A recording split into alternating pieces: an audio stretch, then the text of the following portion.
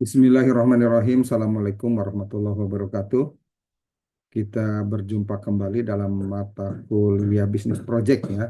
Kali ini kita akan membahas tentang bagaimana mengidentifikasi peluang bisnis. Oke.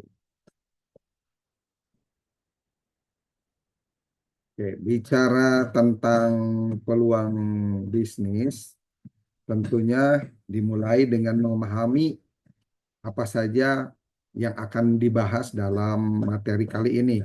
Kita akan bahas tentang pengertian peluang bisnis, pentingnya identifikasi peluang bisnis, sumber-sumber peluang bisnis, langkah-langkah identifikasi peluang bisnis, tools dan metode analisis, serta studi kasus dan kesimpulan. Dipahami bahwa peluang bisnis merupakan situasi di mana seseorang atau perusahaan dapat menambahkan atau memanfaatkan sumber daya untuk menciptakan nilai atau value, tentunya untuk menghasilkan keuntungan.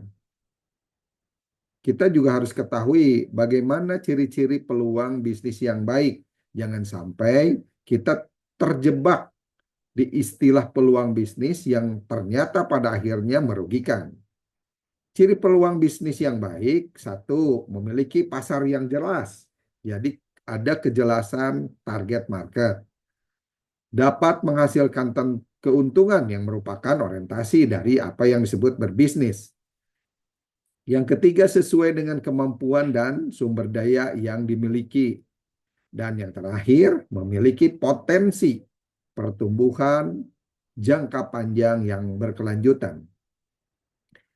Kita lihat pengertian peluang bisnis menurut beberapa para ahli.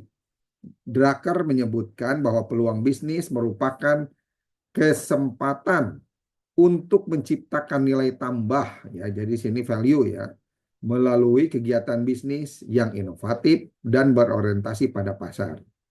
Lalu Kotler menyebutkan peluang bisnis merupakan kesempatan memenuhi kebutuhan. Tadi kalau Drucker menciptakan nilai tambah dengan bisnis inovatif dan orientasi pasar, Kotler menyebutkan memenuhi kebutuhan atau keinginan konsumen, tentunya dengan lebih efektif dan efisien. Hisrich menyebutkan bahwa peluang bisnis adalah kesempatan menciptakan produk ataupun jasa yang baru dan unik ya untuk dapat memenuhi kebutuhan dan keinginan. Sementara Timmons menyebutkan peluang bisnis ini kesempatan untuk menciptakan nilai tambah value, hampir sama dengan Drucker ya, yang inovatif berorientasi pasar dan mempertimbangkan faktor-faktor teknologi pasar dan sumber daya. Lalu Big Graph, ini menciptakan produk dan jasa baru yang unik, dapat memenuhi kebutuhan dan keinginan konsumen ya. Oke, ini hampir sama dengan history. Jadi dari pendapat para ahli ini kita ambil kesimpulan bahwa peluang bisnis adalah kesempatan untuk menciptakan nilai tambah melalui kegiatan bisnis yang inovatif, berorientasi pada pasar dengan mempertimbangkan faktor-faktor seperti teknologi, pasar, dan sumber daya. Kita lihat mengapa mengidentifikasi peluang bisnis itu sangat penting ya. Kenapa ini menjadi hal yang sangat penting? Karena alasannya bisa membantu menghindari resiko kegagalan bisnis. Karena dalam dua bisnis ya ada dua sisi yang tentu harus kita kuasai. Sisi yang membuat kita sukses dan sisi yang membuat gagal. Yang kedua, memaksimalkan potensi keuntungan. Lalu menciptakan inovasi dan diferensiasi produk dan jasa, ya, kebaharuan produk, keunikan produk, dan meningkatkan daya saing di pasar. Oke. Selanjutnya, jika peluang bisnis tidak teridentifikasi, apa dampak negatifnya? Yang pertama, tentunya paling utama adalah bisnis tidak sesuai dengan kebutuhan pasar. Kalau kita sudah buat produk, ya karena tidak diserap oleh pasar, kerugian. Ya, yang kedua itu resiko kerugian dan kebangkrutan. Jadi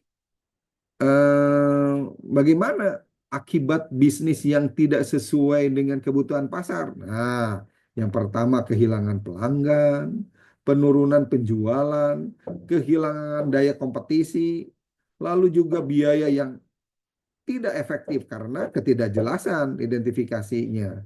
Lalu kehilangan trust, kepercayaan. Ya. Selanjutnya mungkin juga akan memunculkan kesulitan dalam pengembangan bisnis karena sebelumnya kita gagal.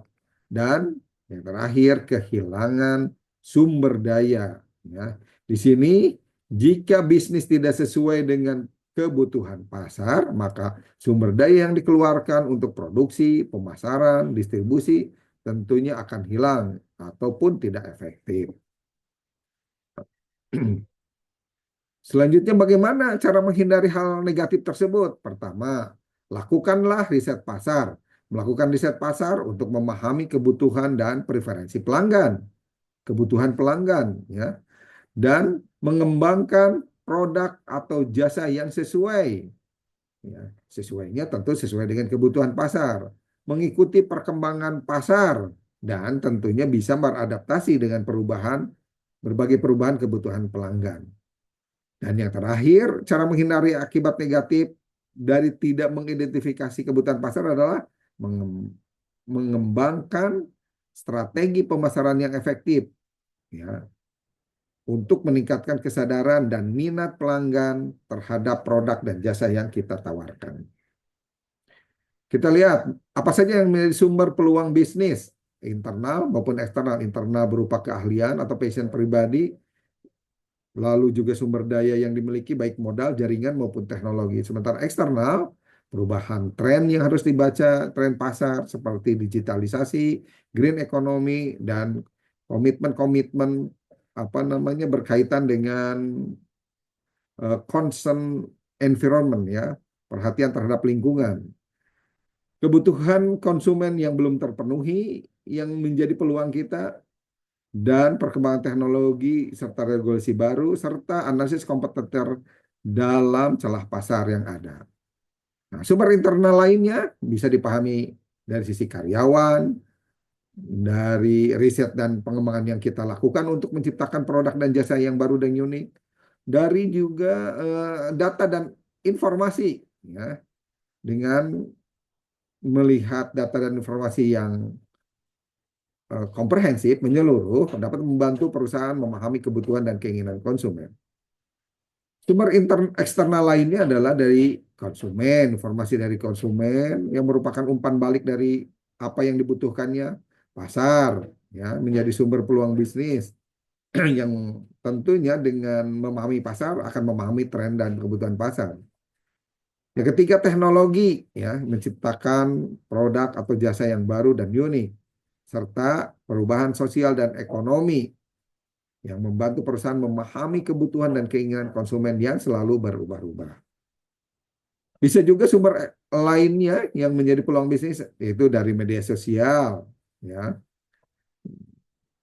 Sehingga dari informasi media sosial ini dapat ketahui kebutuhan dan keinginan konsumen.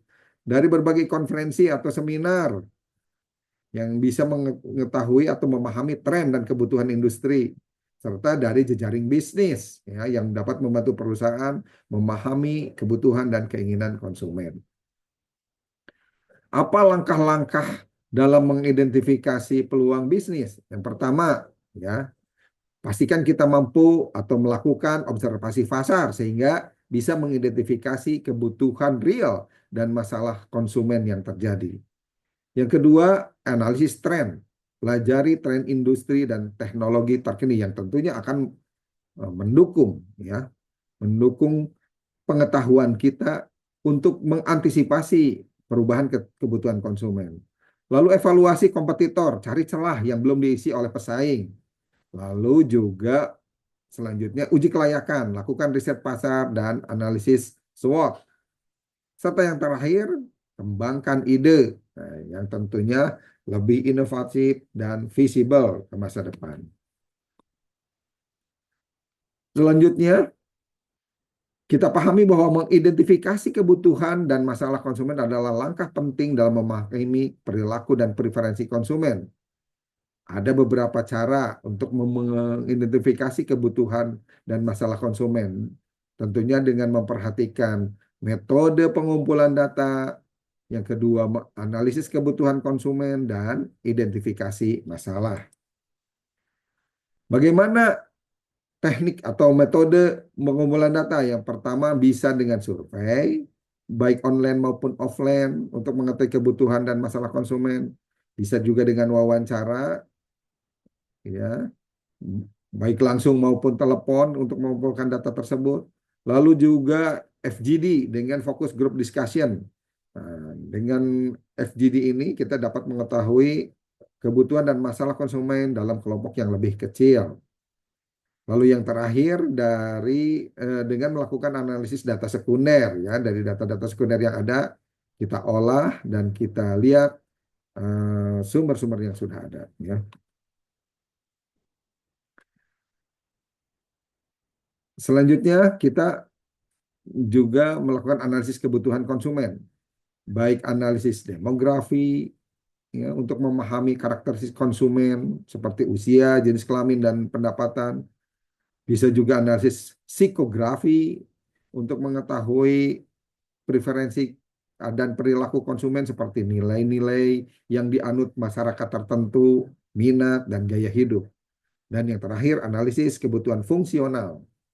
Ini dapat dilakukan untuk memahami kebutuhan konsumen terkait dengan produk dan jasa, seperti apa yang membuat konsumen nyaman, apa yang membuat konsumen aman, apa kualitas versi konsumen itu sendiri.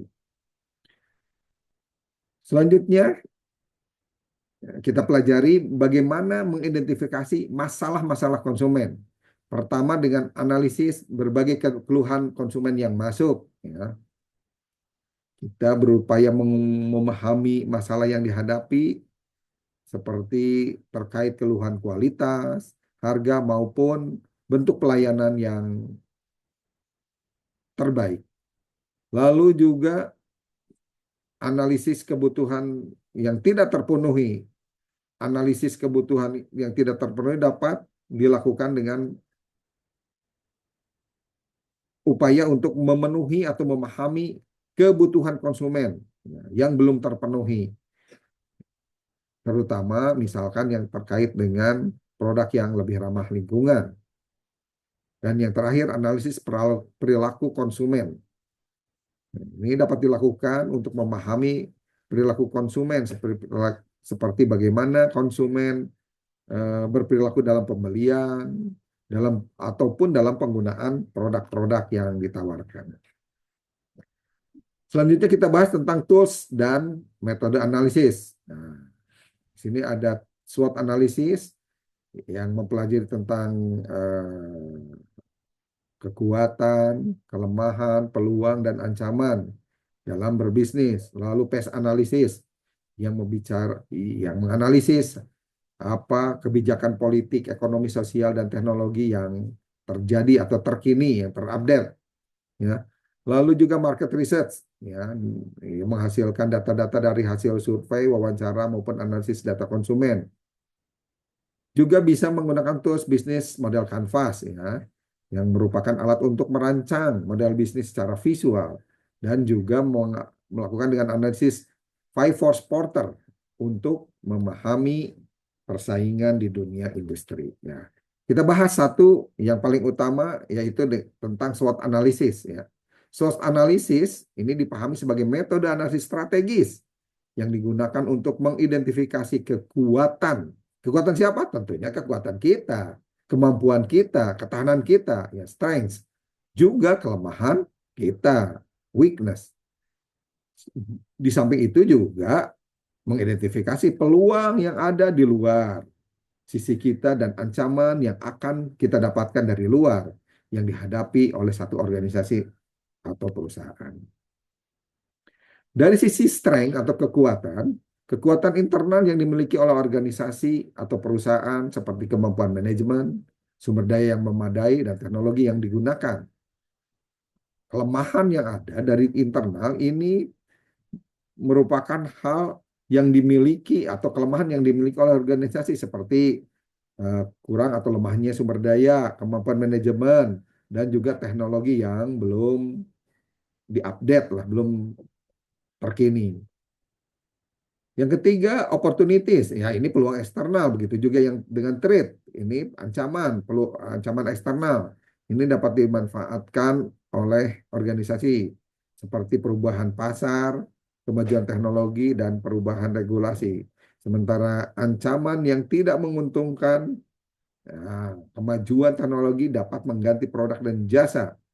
Ya, perubahan regulasi juga dapat mengganggu operasional. Ini yang harus diperhatikan. Mengapa SWOT analisis ini kita harus gunakan? Karena bisa membantu dalam pengambilan keputusan, ya, yang tentunya lebih strategis dan tepat guna. Lalu membantu dan mengidentifikasi kekuatan dan kelemahan. Ya, dapat membantu perusahaan mengidentifikasi kekuatan dan kelemahan dari sisi internal. Ya. Lalu membantu mengidentifikasi peluang dan ancaman dari sisi eksternal.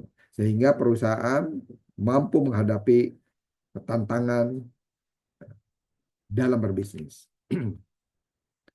Selanjutnya kita lihat contoh penggunaan SWOT analisis. Analisis SWOT di perusahaan. Perusahaan dapat melakukan SWOT analisis untuk mengidentifikasi kekuatan, kelemahan, peluang, dan ancaman yang dihadapi. Sementara analisis SWOT untuk proyek, ya, untuk mengidentifikasi, tim proyek dapat mengidentifikasi kekuatan, kelemahan, dan ancaman dalam menghadapi proyek itu sendiri. Sementara analisis SWOT untuk strategi pemasaran, nah, perusahaan dapat menggunakan SWOT untuk mengidentifikasi kekuatan, kelemahan, peluang, dan ancaman yang dihadapi dalam melaksanakan strategi pemasaran.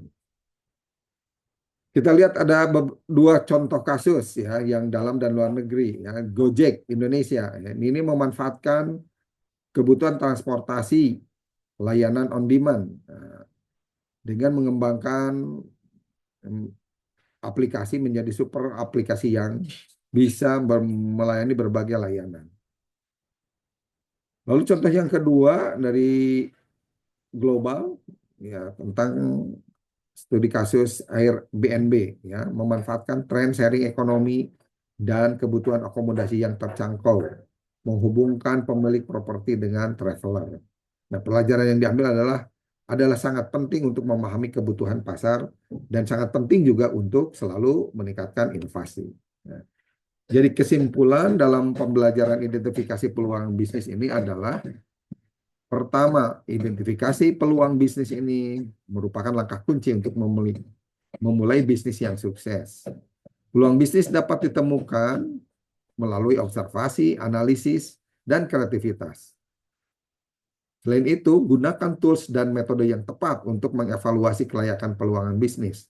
Dan yang terakhir, harus selalu adaptif terhadap perubahan pasar dan kebutuhan konsumen. Demikian pembelajaran kita kali ini mengenai identifikasi peluang bisnis. Semoga bermanfaat dan sampai jumpa di pertemuan selanjutnya. Terima kasih. Assalamualaikum warahmatullahi wabarakatuh.